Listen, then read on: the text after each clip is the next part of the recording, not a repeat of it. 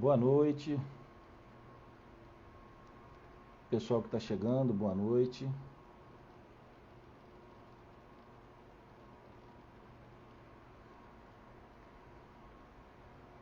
Ian, Virgínia, sejam bem-vindos. Boa noite, Ethel, nossa convidada especialíssima. Boa noite, Cissa Pérez.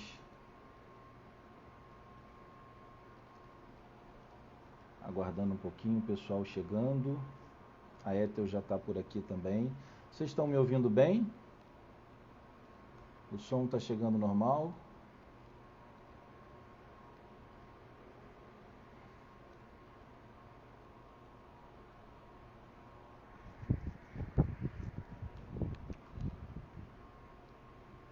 Boa noite para todos e todas aí que estão chegando. A gente está abrindo a live.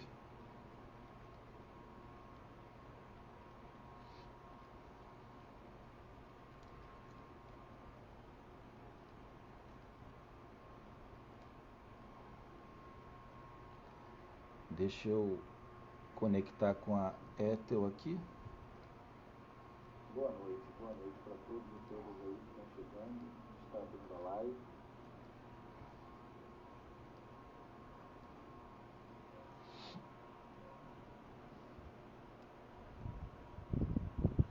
Boa noite, Paulo. O som tá baixo?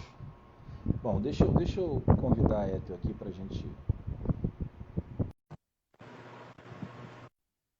Boa noite, Claudinha. Paulo. Olá, Ethel, boa noite. Tudo Me ouve bem? bem? Tô te Tudo ouvindo bom? bem. Você tá me ouvindo bem? Tô te ouvindo bem, com clareza também, tudo certinho. O pessoal está Ótimo. entrando. Boa noite para todos que estão chegando. Boa noite. Aguardar um minutinho, né? O pessoal está chegando. Sim. Eu estava preocupado Deixar com o o pessoal som, chegando. porque eu perguntei e ninguém me respondeu. Eu falei, caramba, será que estão me ouvindo? Estão chegando, estão chegando. Estão O pessoal chegando, tá estão chegando. chegando. Que bom. Bom, vamos começar a conversar aqui, né? Primeiro, o prazer em te conhecer, um prazer enorme, né? A gente, Igualmente. enfim, te acompanha nas redes sociais, te acompanha na mídia, e deixar registrado que fiz um convite e você de pronto atendimento dentro das suas agendas aí, dos seus horários, você acabou, a gente encaixou um horário e você foi super solícito. Então, prazer em te conhecer e obrigado por ter aceitado o convite, tá bom? Um prazer estar aqui com você, Abdala. Um prazer. E parabenizar você pelo trabalho, né? Acho que tem que ter história, já é algo assim, é muito importante. Acho o trabalho que você faz, né? Tem visto foto também, te acompanhando aí com os alunos nesse E, retorno aí nas escolas, um desafio enorme, né, Abdala?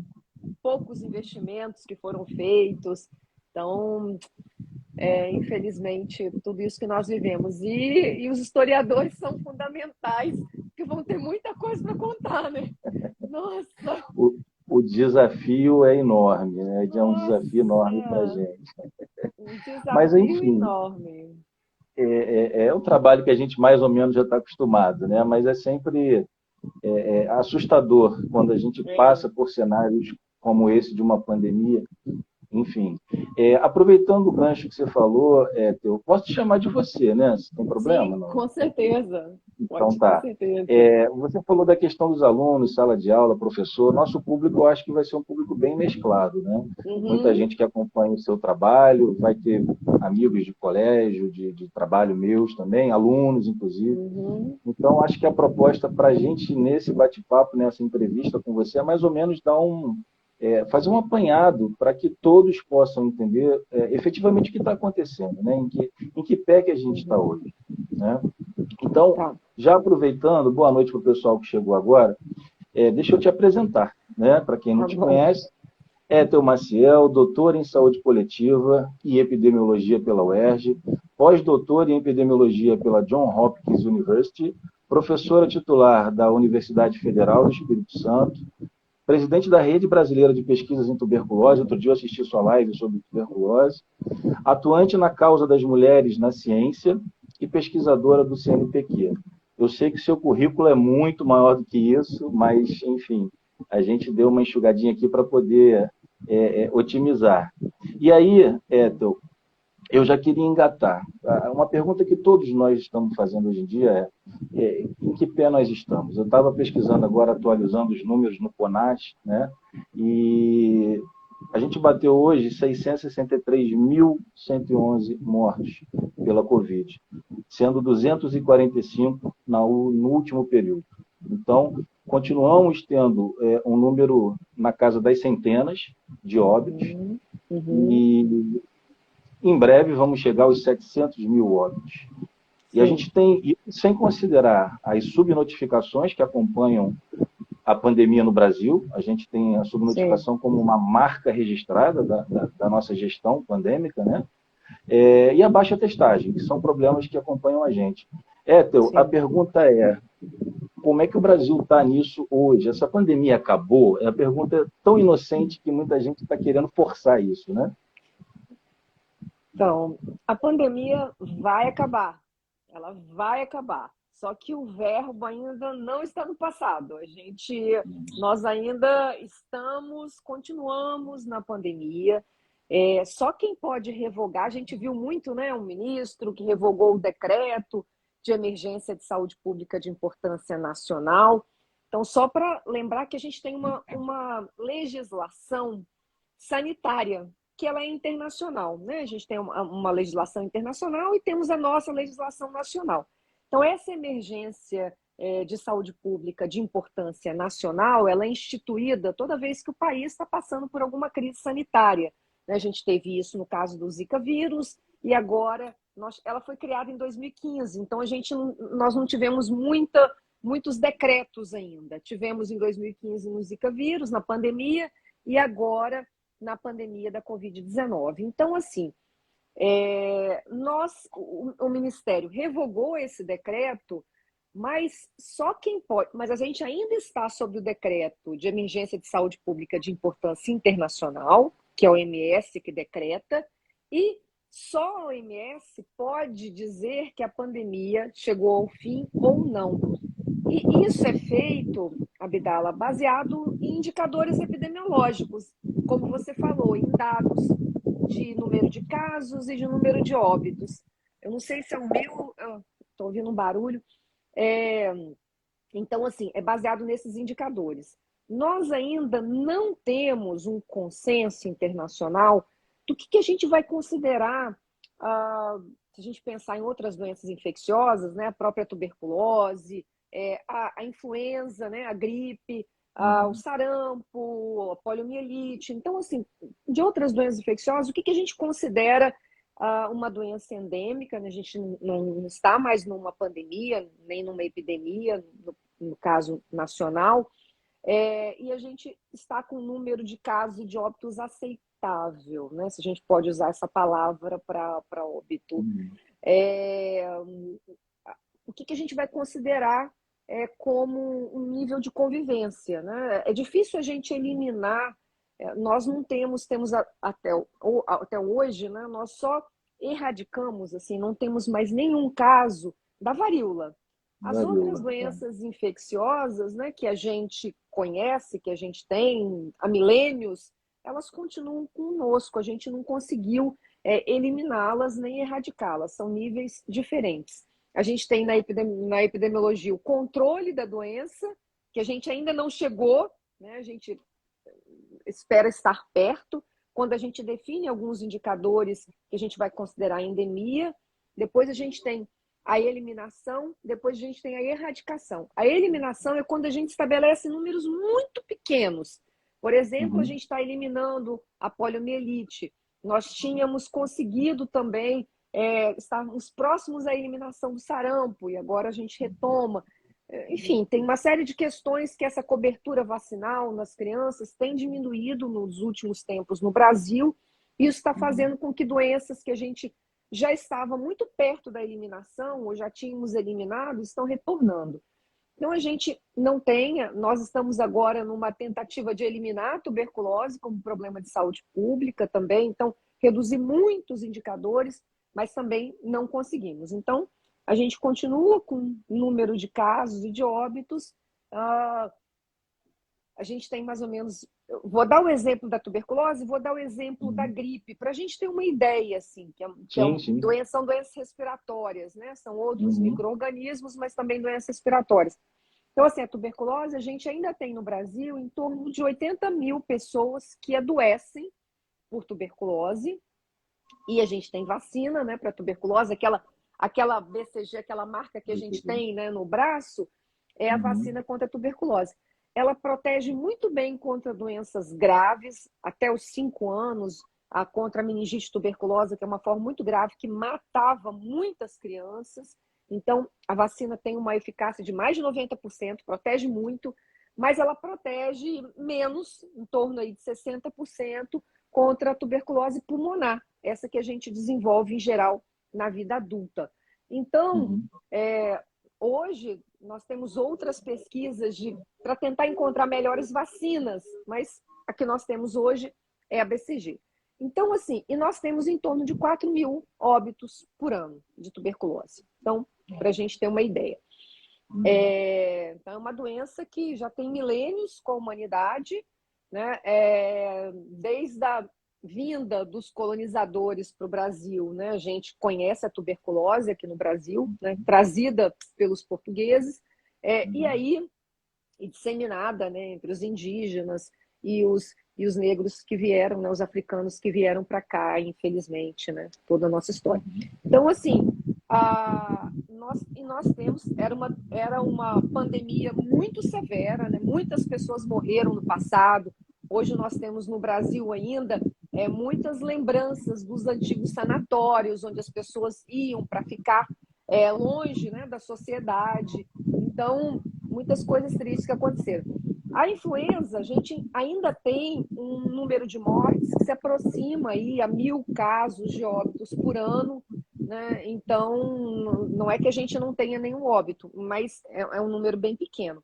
Agora, se a gente considerar, né, que nós ainda estamos com uma média móvel que vai ficar um pouco mais alta esses últimos 7 dias, porque a gente teve um aumento aí, né, de óbitos, mas estava em 100, em torno de 100, se a gente colocar isso, né, num ano, significaria que a gente teria aí mais de 30 mil óbitos, né? Então, assim, é muita coisa, é muita coisa. A gente não pode dizer que a doença está controlada.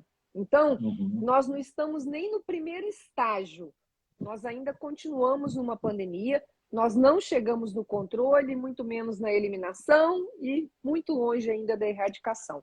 Então, é esse o estágio que nós estamos. Ainda continuamos numa pandemia, e é importante falar aqui para quem está nos acompanhando, né, que a pandemia é um evento global, por definição, né? Então a gente depende do que está acontecendo em outros países. A gente depende de países que estão agora em lockdown severo, né? Xangai, né? Né? Xangai entrou em lockdown, né? Severo, né? Então, assim, mais de 25 milhões de pessoas que estão no lockdown. E aí, se a transmissão sair do controle, né, a gente não sabe se novas variantes podem surgir. Então, tudo é muito incerto. Por isso que a OMS está avaliando o cenário mundial e vendo para onde o vírus vai. Né? Então, esse é o nosso cenário. Entendi. O que eu fico até, assim, você falou dos países, eu citei Xangai, porque assusta, né? Justamente naquela região, você hoje a gente está presenciando números, mesmo com lockdown, assustadores, né? A Exatamente. restrição total. E não só lá, como você falou em outros lugares, enfim, a nova variante. Então, é bom sempre deixar claro, nosso papel de educador, inclusive, é esse também, né? Deixar muito claro que todos nós queremos dizer a pandemia acabou, mas isso não é uma opinião pessoal, não é um desejo coletivo. Isso é baseado em critérios científicos e em panorama mundial. Eu estava até lendo esses dias que o próprio Queiroga, né, nosso nosso não, o atual ministro da Saúde, É. ele tentou dizer que a gente entraria numa endemia, como se ele tivesse esse poder de decretar que agora é uma endemia, não mais uma pandemia, né? Pois Porque, é, eu tenho dito assim, Abdala, o vírus não lê decreto, né? O vírus também parece que não, ele não assiste, né, programas de televisão, ele não vê uhum, lives, então assim, ele não está informado do que ele tem que fazer. Então, assim, uhum, e a gente não tem como combinar com o vírus. O que nós precisamos claro, fazer, né, é avaliar a evolução, né? Onde que o vírus está indo, quais mutações ele está fazendo, o que está acontecendo, para que a gente possa melhorar a nossa resposta. Então, o nosso tempo de reação ele tem que ser rápido o suficiente para, assim que nós identificarmos, né, qualquer mudança que possa colocar em risco, né, a vida das pessoas, porque a gente tem variantes de preocupação novas uhum, surgindo, isso pode né, ser bem complicado. Então, a preocupação da finalização do decreto, né, e da tentativa de finalizar a pandemia por decreto é que a gente não tem como combinar com o vírus e os serviços podem ser desmontados, né? Então, é isso que assim, a gente precisa fazer com que quem está nos acompanhando aqui compreenda, né? Quando você tem esse decreto, uma série de ações são vinculadas a esse decreto. Então, por exemplo, você pode abrir serviços de diagnóstico, você pode compra de contratar vacina, né? profissionais, compra de vacinas, né? Compra de insumos, por exemplo, medicamentos para intubação, enfim, né? Tudo que você pode utilizar para a pandemia está vinculado ali nesse decreto. E aí, quando o Uhum. decreto ele é finalizado, né, ele é revogado, uma série de ações, de licitações, de compras, elas ficam prejudicadas. E é necessário um tempo para que os municípios e os estados, né, possam reorganizar os seus contratos, né, com a permanência de serviços que são essenciais. Então, tudo isso é importante. E os secretários, a gente acompanhou também, né, na semana passada, os secretários municipais e estaduais solicitaram ao governo um tempo de 90 dias para que essa transição pudesse ser feita, né? Uhum, uhum. E o governo manteve os 30 dias. Quer dizer, não tem como estados e municípios ah, Ah, finalizarem, né, aham, revogarem os seus decretos sem uma transição, porque isso vai colocar em risco a vida das pessoas, né? Assim, o serviço perfeito. que está sendo prestado à população. E aí a gente cai naquela coisa da política novamente, porque se a gente analisar esse processo pandêmico no Brasil, desde o início Sim, houve a ausência de um comando nacional, seja para sim, controle de testagem, seja para compra de vacina, para ações educativas, né? A gente isso, careceu esse tempo inteiro de um comando nacional, até para as secretarias estaduais e municipais seguirem uma linha e a gente trabalhar em conjunto, porque não adianta um estado tomar uma medida e o outro não tomar. Eu acho que isso só veio ratificar toda essa política desastrosa. Não é à toa que a governança do Bolsonaro em relação à pandemia é uma das mais criticadas no mundo. E nesse momento parece que joga-se novamente na conta dos governadores e prefeitos que vão ter que se virar para dar conta isso. disso aí no prazo de 30 dias. Né?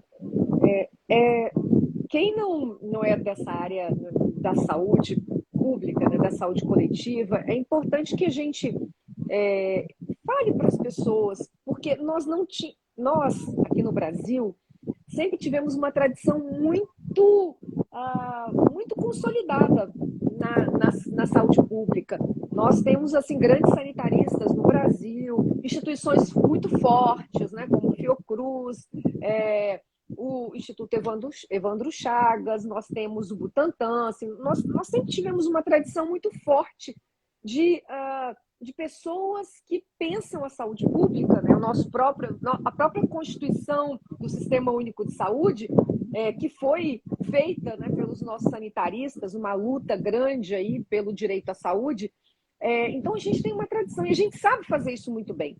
E Muito nós bem. sempre tivemos no Brasil, Abdala, assim, as nossas políticas, elas eram sempre verticalizadas. Então, elas vinham do Ministério, né, da Saúde para as secretarias estaduais, para as secretarias municipais. Então, tinha essa verticalização das ações. E pela primeira vez a gente não teve isso. Então, eu estou ouvindo um barulho, eu não sei se é o meu ou é o seu. Você está ouvindo Tá, um barulho? não, para mim está Não? tranquilo. Não. Vocês estão ouvindo um barulho Alguém está assim? ouvindo? Comenta, por favor, aí no chat se tem algum Talvez som seja o meu, foi assim, incomodando. eu carreguei, mas não tenho certeza. Mas, então, assim, pela primeira vez a gente não teve isso, né? A gente não teve essa centralização de Uhum. ações e a gente tem que pensar, né, que muitos municípios muito pequenos no Brasil não tem um corpo técnico, né, muito qualificado, né? Então, assim, depende dessa organização que vem do Ministério da Saúde. E como isso não aconteceu, nós tivemos aí no início, foi uma dificuldade grande para que essas ações fossem colocadas em prática. Alguém está falando que melhorou. Melhorou. Eu confesso que para mim continua super tranquilo, não tem problema, Tá, mas então tá pelo bom. visto está tendo um barulhinho aí chato mesmo. Bom, enfim. Até sobre isso ainda, bom, você já até deu um spoiler do que a gente ia trabalhar. Eu ia te levantar essa questão do fim da emergência decretada pelo governo, Uhum. comprometendo aí, vamos ver essa autonomia dos estados e municípios. Bom, deixa eu voltar então para o roteirinho que eu tinha proposto aqui. Esses novos casos, Ethel, e a gente falou de Xangai, por exemplo, a gente está tendo uma nova variante Ômicron. Se eu me corrija, porque eu não sou da área, né? BA.2, eu não sei se é assim que Uhum. se fala. É isso mesmo. E como é que está esse cenário dessa nova variante? As vacinas estão dando conta? Ainda não tem tempo para avalizar isso melhor? Então, as vacinas ainda estão respondendo, estão conferindo para nós a proteção. É, a gente tinha dúvidas no início se essa variante nós íamos ter casos de reinfecção, o que não aconteceu, não é o que aconteceu. E nós também tínhamos dúvidas se ela ia causar alguma doença mais grave, o que também não aconteceu, felizmente. Então, assim, é, vamos acompanhar aí, porque nós tivemos carnaval, né? Esse fim de semana em vários estados. E, e a tendência, sempre que a gente acompanhou nessa pandemia, é que 2 semanas depois, até 2 semanas depois, a gente vê o aumento de casos. Então, nós vamos observar aí do final de semana, né, onde que aconteceram grande parte das festas e que tivemos muitas aglomerações, e aí vamos acompanhar essas próximas 2 semanas para a gente ver o que vai acontecer. A BA.2 ela já está dominante aqui nas nossas amostras no Brasil. Então, a maioria das pessoas que estão se infectando por esse subtipo, né, da variante Ômicron. Então, e aí vamos acompanhar para entender, né? Eu não Ainda está acredito, precoce, né? eu não acredito olhando e vendo assim aonde que as mutações foram, ela é semelhante à BA.1. Eu não acredito que a gente vá ter um impacto grande nos óbitos, né? Mas a gente já também visualiza que a gente vai entrar agora no nosso inverno, a gente está no nosso outono e inverno, né? Onde a gente tem uma maior circulação de vírus respiratórios, é comum um aumento dessas doenças, não só, né, Covid, mas influenza, então todas essas doenças respiratórias, elas são mais comuns nesse período, então é possível que a gente tenha um aumento desses casos relacionado principalmente com essas muitas aglomerações que nós tivemos.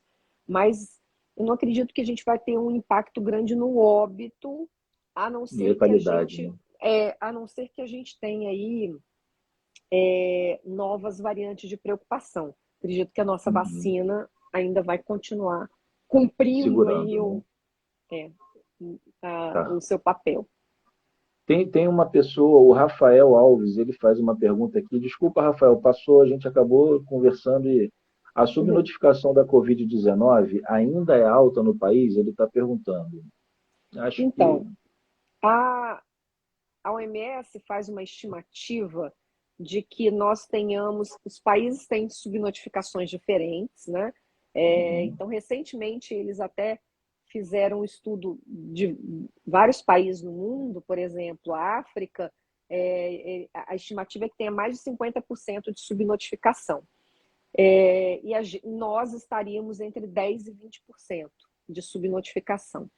uhum, Então, porque a gente até hoje não tem um programa de testagem, né? Então, nós, por exemplo, quando alguém está doente, a gente não testa todo mundo da família, a gente não tem um programa, né?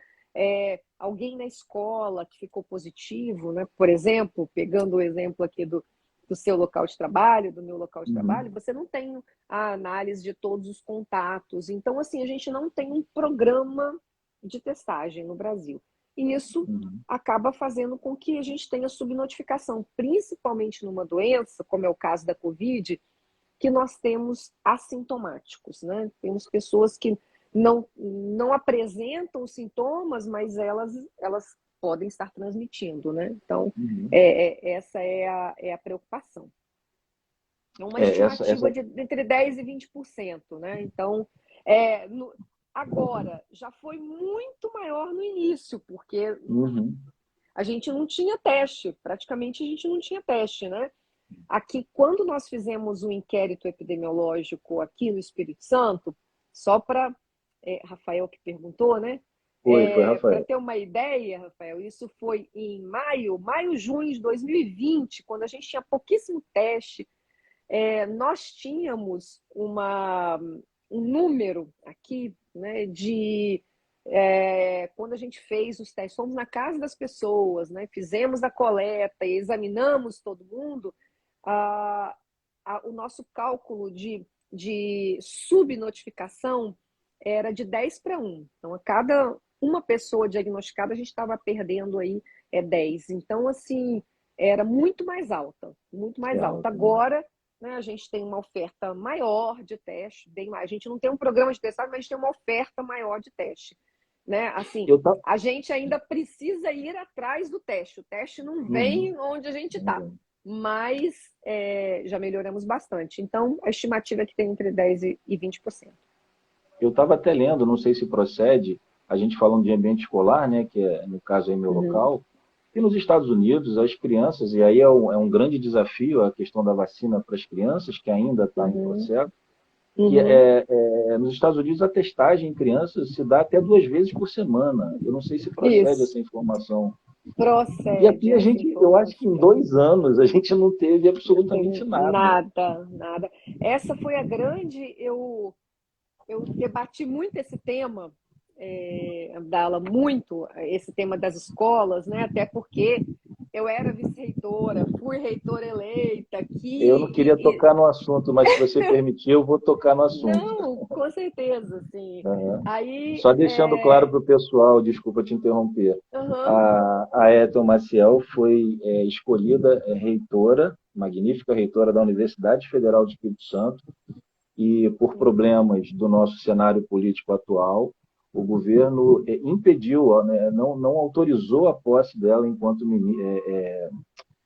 reitora da Universidade Federal do Espírito Santo. Como é que está essa questão? Ainda está correndo injustiça ainda ou não?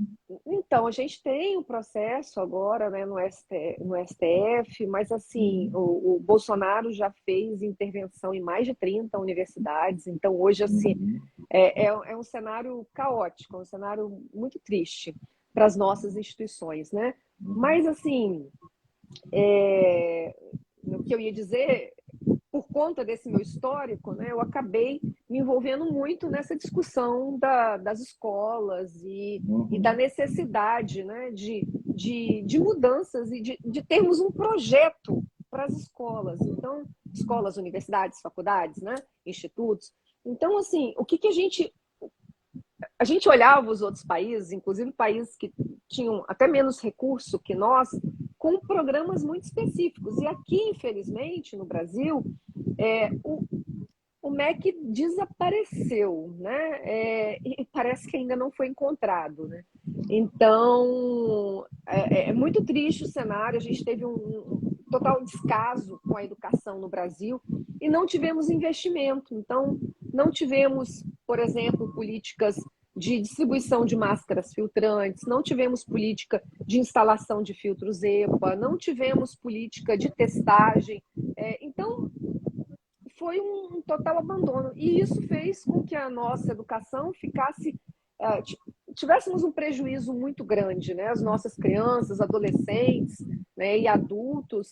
Profissionais da educação, né? Quantos também acabaram perecendo. Nossa, foram uma das categorias que mais foram desligadas por morte, né? No estudo do IPEA. Então, assim, é muito triste todo o descaso que aconteceu com a educação. Eu fui debater esse tema na Câmara de Deputados, no Senado, na Comissão de Educação, né, dos dois, principalmente com aquele projeto de tornar a educação uma atividade essencial, né?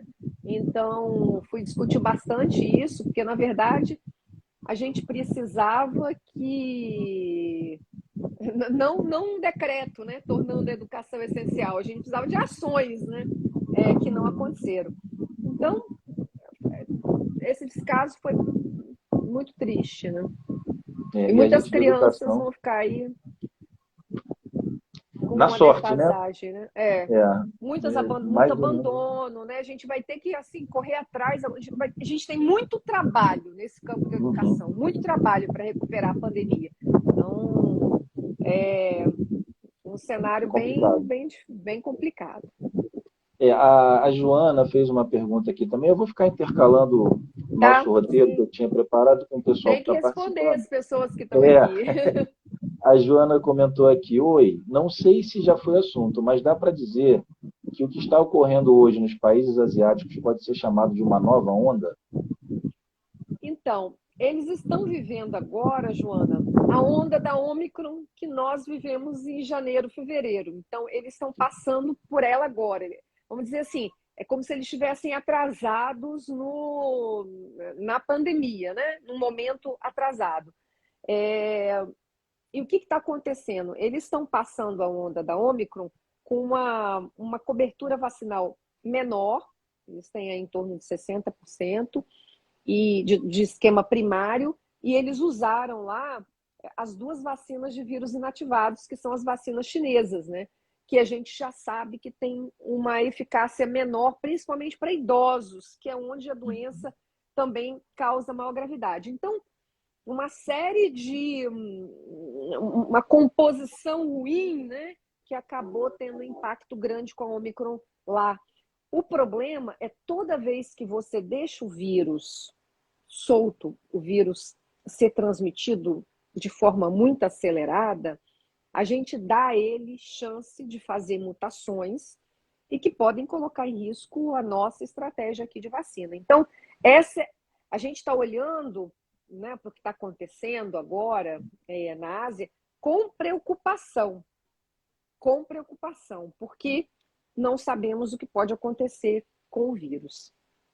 Eu acho que é até negligenciar o conceito de pandemia, né? Não adianta a gente querer combater uma situação pandêmica, que já significa falar em nível mundial, de forma local. E aí eu acho que já engato aqui outra pergunta.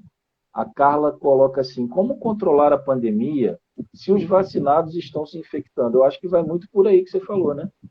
Então, Carla, olha só, é porque várias coisas aconteceram e a gente precisa relembrar. O grande problema que nós tivemos foi a desigualdade da distribuição das vacinas. Você vai se lembrar que lá no início a gente tinha países que tinham 7 vacinas por habitante e tínhamos países que não tinham vacina nenhuma. Então, até hoje a gente tem uma desigualdade nessa distribuição. O que aconteceu? Como as vacinas chegaram muito atrasada para vários locais, inclusive para nós aqui, né, aqui no Brasil, não por falta de dinheiro, mas por falta, né, de interesse de compra, nós ficamos aí muito tempo com poucas pessoas vacinadas e o vírus circulando muito, né, de forma muito acelerada. Então, quando a gente tinha... lembrando que as vacinas foram feitas com o vírus original, aquele lá de Wuhan, tá? Então, as vacinas, elas impediam no início a infecção leve. Então, a gente tinha mais de 85% de proteção contra a infecção leve. Então, pessoas vacinadas, quando se infectavam, não transmitiam a doença. Não desenvolviam a infecção e não transmitiam a doença. O que aconteceu? Desigualdade de vacinas, vírus circulando muito acelerado, mutações, um conjunto de mutações criou a primeira variante de preocupação, que foi a alfa, lá na Inglaterra, no Reino Unido. De lá para cá, aquelas vacinas que protegiam contra a infecção foram perdendo a sua eficácia.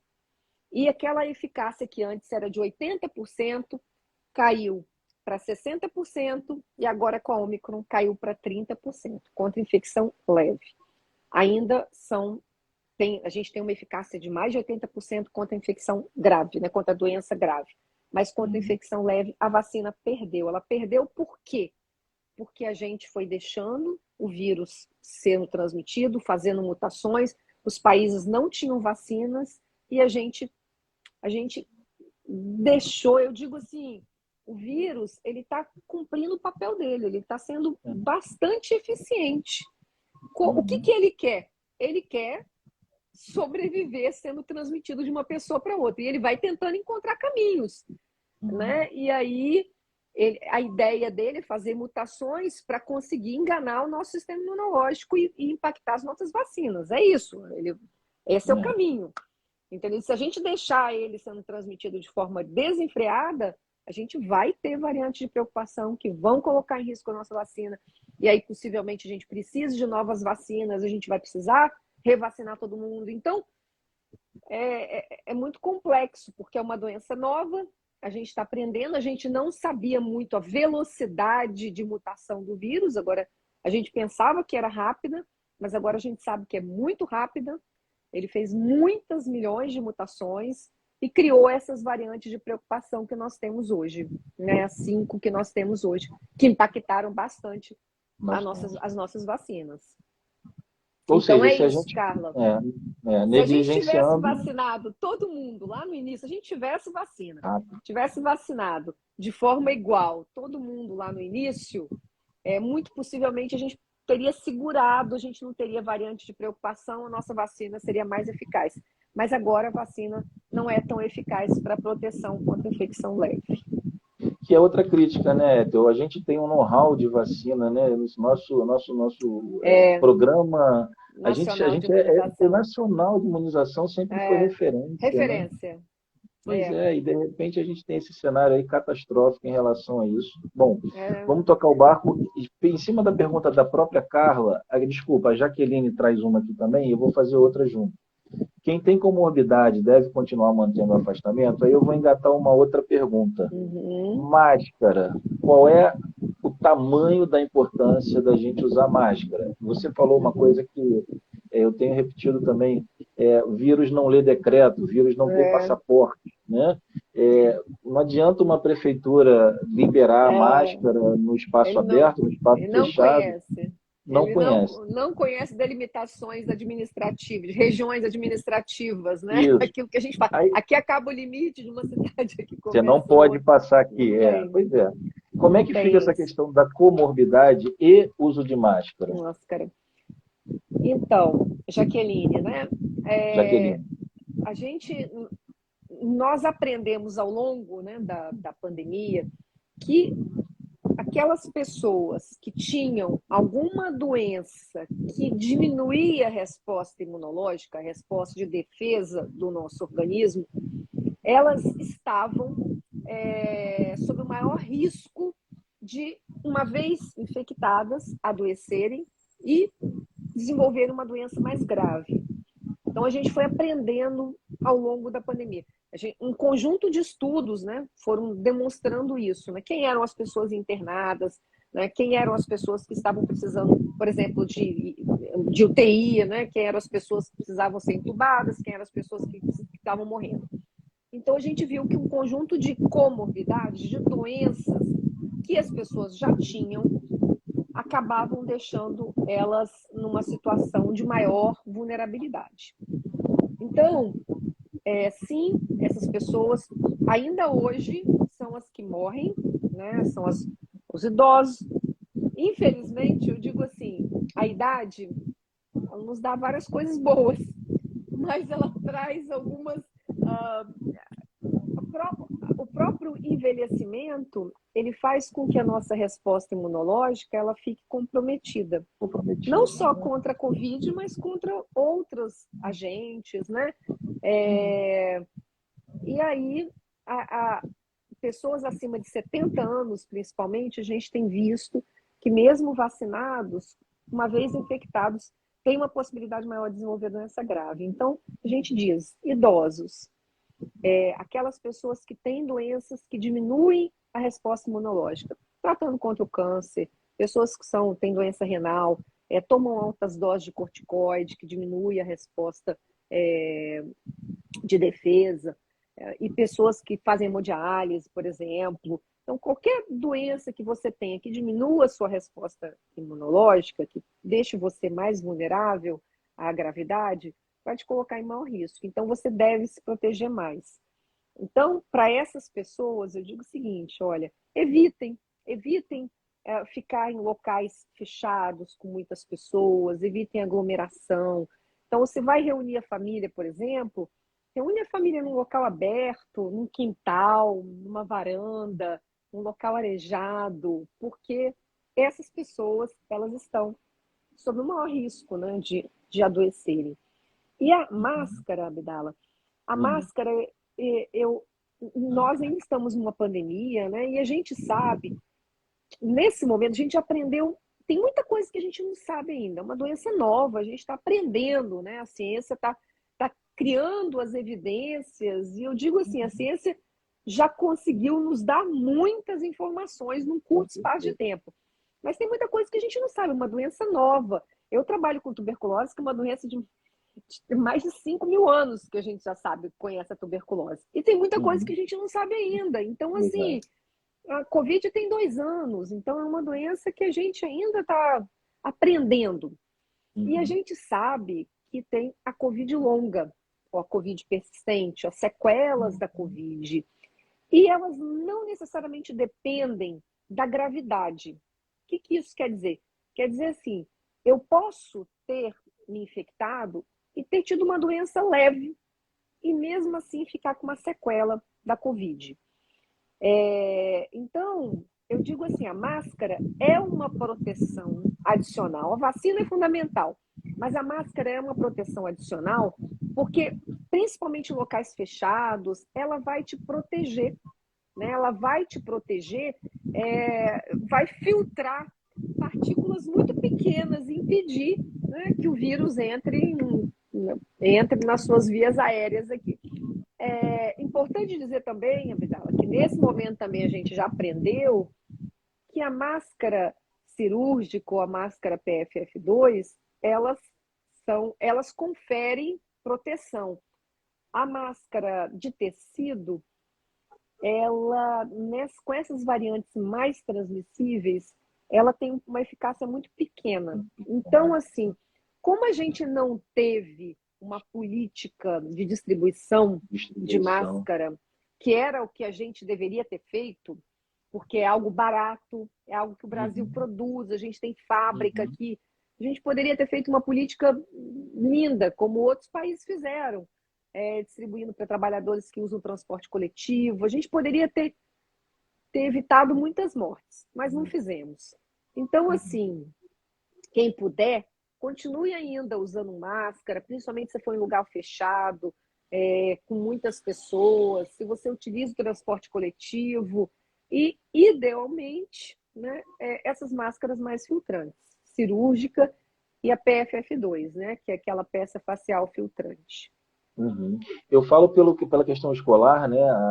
Aqui na minha cidade, Niterói, por todas as questões estatísticas, enfim, as máscaras foram liberadas em sala de aula, acho que no Sim, Rio de Janeiro também, Prefeitura sim. do Aqui no Rio também, Espírito do Santo Estado também. também. Também. E eu confesso, eu continuo usando, né, Uhum. pelo menos em sala de aula. Na rua, em espaço aberto, eu ainda estou meio desmamando da máscara, eu não me sinto seguro ainda. Eu uso também, eu uso também. Então, eu acho assim, a gente tem que compreender isso. Nós ainda estamos numa pandemia e a gente precisa ainda se cuidar. É. E aí, e também, Abdala, a gente tem que pensar o seguinte: cada vez que a gente tem menos políticas públicas coletivas, a gente vai precisar mais avaliar o risco individual, né? Então, eu, por exemplo, tenho pais idosos, né? Meu pai e minha mãe são idosos, então, assim, eu acabo também tendo um cuidado adicional, porque meu contato é muito grande com eles, e aí eu também tenho que pensar nisso. Então, a gente precisa ter essas análises, a gente acaba tendo uma responsabilidade muito maior, né, do ponto de vista individual, quando a gente tem menos medidas coletivas. Se o coletivo está falhando, a gente tem que trabalhar É, no individual, não tem como para é. onde correr. Ethel, eu ia te perguntar, você até já citou, após Covid, essa Covid longa, como você disse, é Uhum, tudo muito novo, a gente, a uhum. cada estudo que sai, a Sim, gente vai aprendendo. toma um susto, se É. surpreende com, enfim, essas sequelas que estão por aí. Uhum. Quais são as perspectivas, na sua visão, em relação a isso? Vem muita coisa mais assustadora por aí? Você acha que. Eu acho que as descobertas já estão caminhando para um patamar bem aceitável. Como é que Olha, você vê isso? eu acho que ainda tem muita coisa para a gente saber. Uhum, Essa semana, final de semana passado para essa semana, nós começamos o mundo, né? Assim, pesquisadores de diversas partes do mundo começaram a alertar para um quadro de hepatite fulminante em crianças. Até o momento, 169 crianças já foram identificadas no mundo, alguns 18 óbitos, se não me engano, até o momento, e não há ainda uma confirmação, mas ao que parece é a junção de dois vírus, o SARS-CoV-2. A criança se infecta com adenovírus, que é um uhum, outro vírus, e o SARS-CoV-2. E dessa conjunção, parece que há uma complicação renal que está caminhando para o óbito de algumas. Então, assim, tem algumas coisas que a gente ainda não sabe. Outras coisas que nós estamos descobrindo: pessoas que tiveram Covid e que desenvolveram diabetes. Elas não eram diabéticas antes, e aí agora.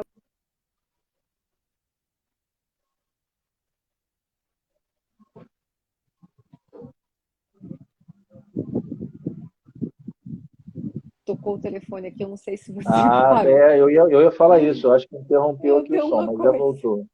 Acontece. É, Problemas tecnológicos. é, então, assim, Isso foi alertado do fim de semana para cá, então os pesquisadores estão ainda tentando entender o que está acontecendo, principalmente quando você tem óbito de criança, é algo alarmante, assim, né? É, e é uma preocupação a mais. Então, tem várias coisas, tem essa questão do diabetes, tem também algumas outras condições, como depressão, ansiedade, alguns transtornos Uhum, psiquiátricos depois da Covid. Então, tem muita coisa ainda para a gente saber da doença e do que uhum. vai acontecer de agora para frente, né, com as Até para se pessoas. validar cientificamente também, né? Precisa de uma Então, abrangência grande. assim, eu acho que tem muita coisa para a gente saber. E essas pessoas que desenvolveram sequelas da Covid, Abdala, elas vão precisar de serviços, de acesso a serviços de saúde, né? Então, a gente vai precisar de ter criação de serviços multidisciplinares para atendimento desse contingente de pessoas, que a OMS estima que seja 25% das pessoas que tenham Covid, então é muita gente, que a gente está falando de milhões, que vão precisar aí de acesso ao serviço de saúde. Então é isso. Desafio gigante que vem por aí. Muito, muito, muito, muito. Eu acho que é Lutilip, eu acho que é isso, né? Perguntou assim, por favor, o anticorpo fica por quanto tempo no organismo do paciente? Janela imunológica. Sim. Então, essa também é uma pergunta em estudo. O que a gente sabe até o momento é que, em média, de 6 a 8 meses. E algumas pessoas, menos tempo, e os idosos, a gente já viu também que eles têm um tempo menor, por isso que eles adoecem mais. E por isso que eles precisam de uma dose de reforço adicional, porque a janela deles seria aí de 4 a 6 meses, então, com essas novas variantes, né? Então, assim, muita coisa.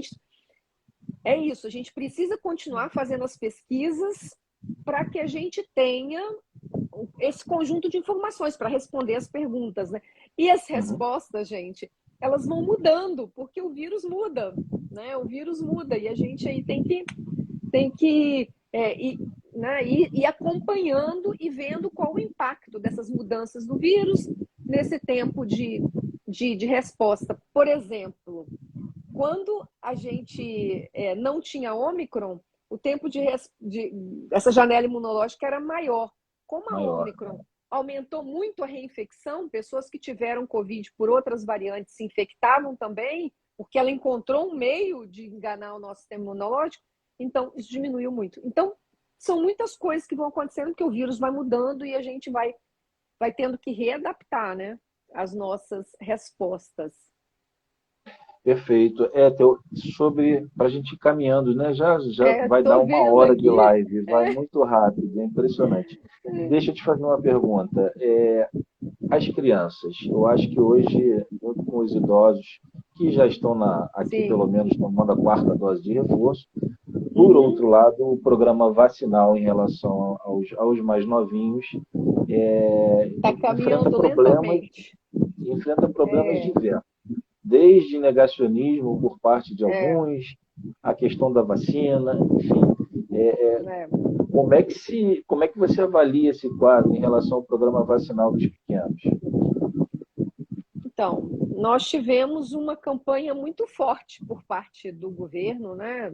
Incluindo o presidente, ministro, desestimulando as famílias a levarem as crianças para se vacinarem. Então, assim, isso teve um impacto muito importante, né?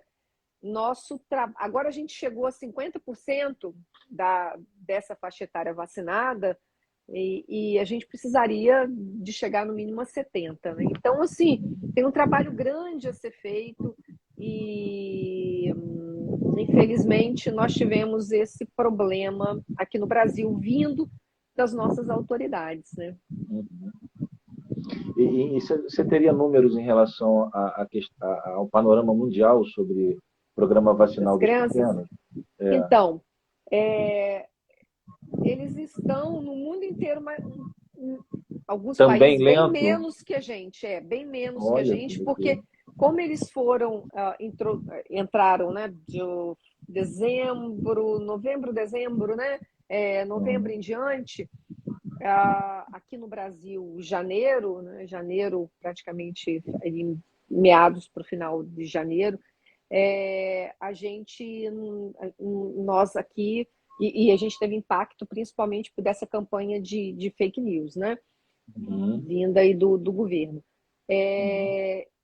Mas em outros países a gente tem problemas diferentes, né? Esses movimentos anti-vacina, a gente tem dois tipos de problemas diferentes.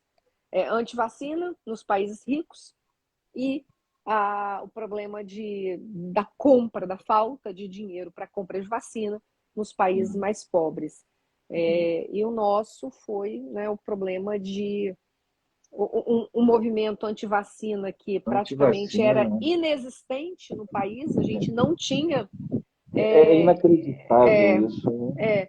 ele foi alimentado pelo governo. Então é algo surreal, é realmente É algo, surreal. é algo E, muito, e a muito gente estranho. hoje presenciar pais que têm a vacina de sarampo, que têm a vacina no braço, a É, BCG, é, pais hoje dizendo que vacina não tem que tomar, né? é, É uma loucura, a gente está vivendo um tempo tão esquisito que é muito, inacreditável. Quando eu muito, muito trabalho a esquisito. revolta da vacina com os alunos, né, É, eu comento que eu até entendia lá, sim, no início do século XX, eu entendia aquele cenário. sim, Mas sim. inconcebível hoje, É. inconcebível que a gente está vivenciando. E o triste é que não é só no Brasil, né? A gente vê isso em Não, não. outros Esse países, né? movimento antivacina é um movimento financiado, é um movimento Sim, sim. que tem Uhum. interesses econômicos. Então, assim, é muito triste. E aqui ele vem das autoridades. Então, É, é algo que, desse jeito, a gente ainda não tinha visto em lugar nenhum. Então, é algo, chancelado, né? é algo muito triste. Mas estamos aqui para falar, Fazendo o nosso trabalho, né? falando nosso trabalho, Disseminando para dizer que as ciência. vacinas são seguras, as vacinas são eficazes. Se você, pai, mãe, tia, avó, né, avô que está aqui nos assistindo, pode levar sua criança para vacinar, deve levar, porque você vai Deve levar. protegê-la não só contra o desenvolvimento de doença grave, mas contra o desenvolvimento de sequelas. A gente já sabe isso também. As pessoas vacinadas desenvolvem menos sequelas. E isso é muito importante, porque a gente tem crianças que estão com sequelas aí que a gente não sabe por quanto tempo, né? O que vai acontecer aí, o impacto na vida dessas crianças. A gente estourou, está estourando uma Está hora. estourando. Eu vou caminhando aqui para a gente fazer, Sim, eu vou te sim. dar um tempo para você fazer suas considerações Ah, finais. Antes disso, eu só queria reiterar aqui meu imenso agradecimento por você ter cedido o seu tempo, que eu sei que é super disputado, você é super atarefado. Então, minha gratidão por você ter entrado nessa, né? Porque a gente está falando com pessoas e eu acho que esse trabalho de formiguinha sim, da educação de sim, educadores, com que eu acho que a gente certeza. acaba transformando também e vencendo esse obscurantismo, todo esse cenário catastrófico. Então, é, é, confirmar meu agradecimento, redobrar meu agradecimento pela sua disponibilidade, tudo bem? Suas Obrigada. falas aí finais, suas Então, eu despedidas. queria agradecer a você pelo convite, dizer que foi um prazer estar aqui. Assim, eu tenho, Abdala, assim, a consciência do nosso papel social agora, que é super importante. Nós estamos falando com todas as pessoas, né, para que a Uhum. gente possa levar informação de qualidade para o maior número de pessoas que a gente puder. Eu tenho certeza que várias pessoas que estão aqui vão levar a mensagem, né, vão falar com a família, conversar, dizer, né? Eu acho assim, você tocou no ponto das crianças, é muito triste a gente ver uma criança assim com uma sequela para o resto da vida, né? Então, assim, e a gente está tendo muitas sequelas que a gente chama de neuropsíquicas na Covid-19. Então, pessoas que vão ter depressão, ansiedade, síndrome do pânico, por conta do vírus, né? Por conta que não tomou vacina, e a vacina está aí, isso é evitável, porque várias coisas acontecem na nossa vida, né? A gente tem eventos, né, de saúde, ou eventos de doença, que são incontroláveis, a gente não tem o que fazer.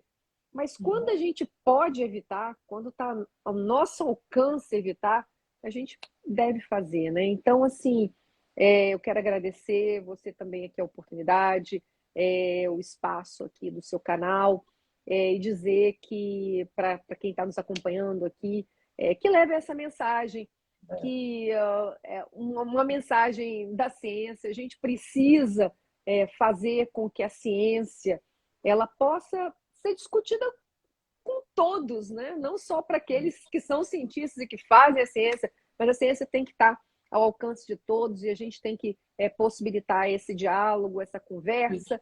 E eu queria aqui agradecer quem esteve aqui conosco. E tem alguém perguntando aqui no grupo de pais, lutando arduamente pela aprovação da Coronavac. Coronavac. Sim, é verdade, dói ver aqueles que podem vacinar. Eu compartilho da sua angústia, né? Os meus filhos já estavam na idade que todos puderam se vacinar, né? Adolescentes e adultos jovens, e foi uma felicidade quando eles puderam se vacinar, né? Então, eu imagino a angústia de quem quer ver seu filho vacinado e que não está agora vacinado. E eu estou assim, nessa luta junto com vocês para que a gente consiga a aprovação, né, dessa vacina, da Coronavac, que é uma vacina muito segura, eficaz para essa faixa etária. Estão faltando ainda algumas informações, mas a gente espera que a Anvisa libere logo e que a gente tenha essa vacina para os nossos acima de 3, aí de 3 em diante também. Então, assim, um agradecimento aqui e dizer também que eu estou à disposição. Eu tenho tentado responder todo mundo que me pergunta, E responde. usando, tenho feito esse esforço, porque eu sei da angústia e necessidade, muitas pessoas estão passando por um momento difícil, e né, nós, como educadores, temos esse papel, e eu estou à disposição. Obrigada. Gratidão. E só reforçando, use máscara, vacine-se e informe o máximo de pessoas que você conseguir. Né? Exatamente, A gente exatamente. vai vencer. Vamos sim. A pandemia vai acabar, a gente vai vencer. Mas é melhor a gente vencer estando vivo, com as Isso. pessoas com mais saúde, conseguindo proteger aquelas pessoas que a gente ama e as pessoas que estão próximas a nós. Então, vamos lá, vai dar certo. Vai dar Vamos fazer a certo. nossa parte. Muito, muito obrigado, tá? Um grande beijo para você. Boa noite. Beijo. Obrigado. Tchau. Tchau, Boa querido. noite. Boa Boa noite. noite. Tchau.